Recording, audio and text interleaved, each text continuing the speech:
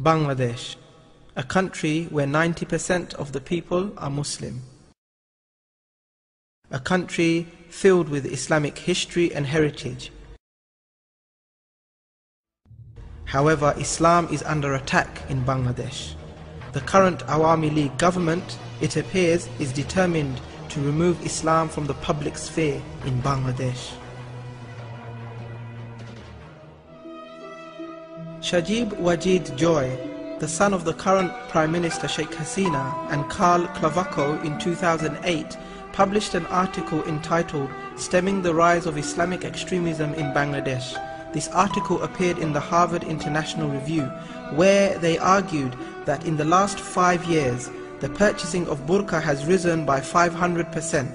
The Awami League government must come to power to stop the selling of burqa in Bangladesh.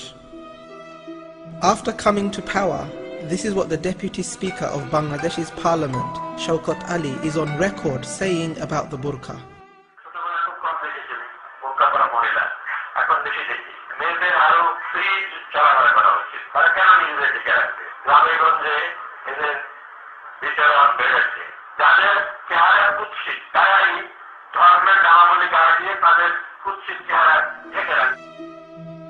Such words from a senior government figure displays Awami League government's hatred against women who, out of modesty and a desire to please Allah subhanahu wa ta'ala, choose to wear the burqa.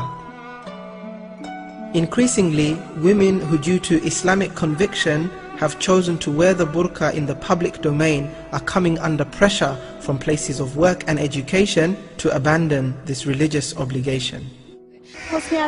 Ma'am উনি বলছেন যে আমরা যদি nursing ভালোমতো করি, মানুষের সেবা করি, তাহলে আমাদের নামাজের দরকার হবে না।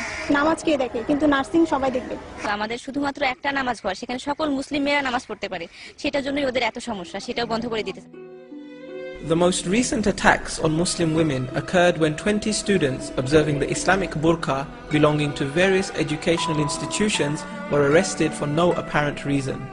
Police raided their offices and found copies of the Holy Quran, Islamic books, as well as other Islamic literature. However, the police falsely informed the media that their search uncovered terrorist literature and a plot to carry out a terrorist attack. The 20 women were taken to Ramna prison, where all 20 were forced into one prison cell. Despite the freezing conditions, the women were not provided blankets, nor did they have access to drinking water or food. The women complained about their inability to make ablution and pray. Their relatives were not allowed to visit them. Amongst the 20 arrested was a 5-month pregnant woman. She was not spared the humiliation and had to endure this harrowing experience despite her condition. In fact, this lady was forced to climb 8 flights of stairs at the courthouse, even though a lift was situated nearby. Shockingly, the judge approved 2 days of remand for 19 women, despite there being no evidence of them committing a criminal offence. It has been alleged that these women have been tortured and denied their human rights while in remand. They were forced to take off their hijab. They were dragged by their hair and forced to the floor.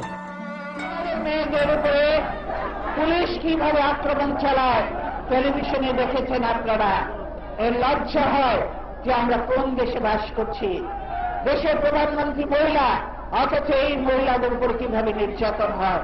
কয়েকদিন আগে দেখেছেন কতজন মহিলাকে ধরে নিয়ে গেল, প্রার্থনাশীল 16 জন মহিলাকে, প্রার্থনাশীল মহিলা, তাদেরকে ধরে নিয়ে গেল।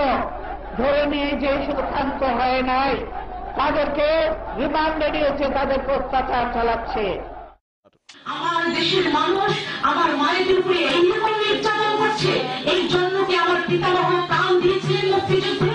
এই জন্য কি আমার পিতা মুক্তিযুদ্ধ করে দেশ স্বাধীন করেছিলেন?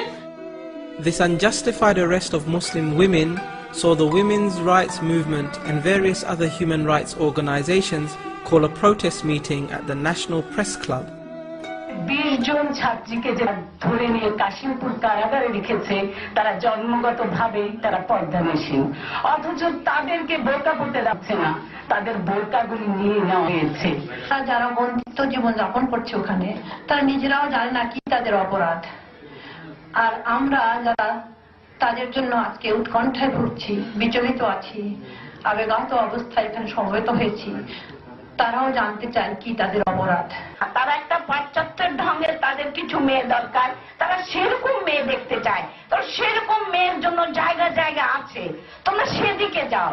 আমাদের এই ঢেকে ঢুকে আমরা একটু ভালোভাবে মেধা চর্চা করে, নিজেদের ইজ্জত হেফাজত করে, আমাদের পরিবারের ইজ্জত হেফাজত করে, বাপমাকে কলঙ্কিত না করে, সমাজ রাষ্ট্রকে বঞ্চিত না করে, কলঙ্কিত না করে আমরা একটা ভালো কিছু করতে চাই।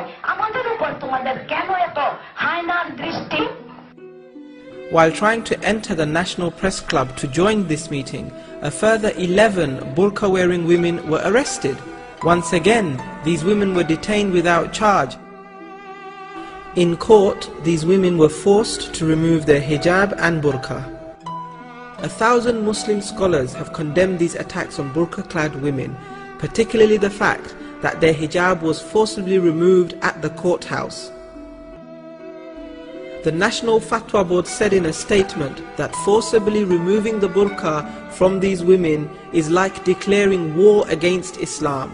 Even in non-Muslim countries, this kind of treatment toward Muslim women is unheard of. Attacks on Muslim women observing burqa has revealed the hatred that the Awami League has for Islam. Their actions has been condemned by political, religious and community leaders across the country. The Awami government must stop attacking Muslim women who choose to wear the burqa. They must end their attack against Islam and Muslims.